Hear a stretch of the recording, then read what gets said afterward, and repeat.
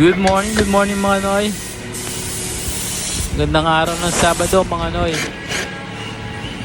Pasok pa rin po tayo, bali overtime na po ito. Bali po yung gagawin natin ay upuan ng Volkswagen.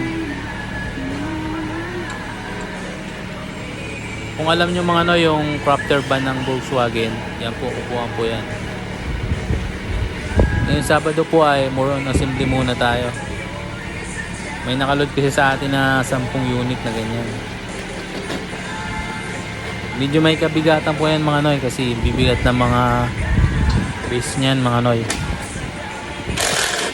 Pag Sabado nga pa palang Noy, bali kami lang po mga Pilipino yung pumapasok. Kami lang po yung pinapayagan ng bus namin na pumasok yung Sabado. Ayan po mga Noy. Mula na natin mga Noy assembly yung back muna tayo. Yan po yung unahin natin ikabit mga Noy sa frame or sa legs niya mga Noy. Sa base.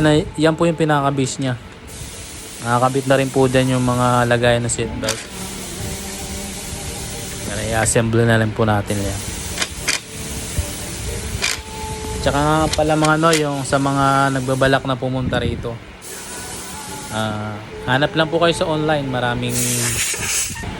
Maraming hiring na upholsterer dito po sa Australia. Ayan po mga Noy, kabit ko na po yung secondary back nya. Ayan. Bali po yan po yung paglalagyan ng headrest. May headrest po yan mga Noy. Bali secondary back lang po yan. Ayan po, linilinisan ko muna para matanggal yung mga ali-alikabok nya. Tapos kabit ko na rin po mga Noy yung seatbelt nya. Bali kabilaan po yan, may seatbelt mga Noy. Si 2-seater po yan mga Noy. Dalawang tao kasi yan. Ayan po, inikot ko na po para may kabit ko na rin yung base nya o yung seat nya mga Noy. Ayan po. Ayan po yung seat nya mga Noy. Mabigat po yan kasi sulit po yung mga materialis na bakal. Yan guys, ibobolt ko na rin po mga Noy. Para makita nyo mga Noy yung gaano kaganda yung buo nyan. Siya nga po pala mga Noy, medyo may kamahalan yung upuan na yan.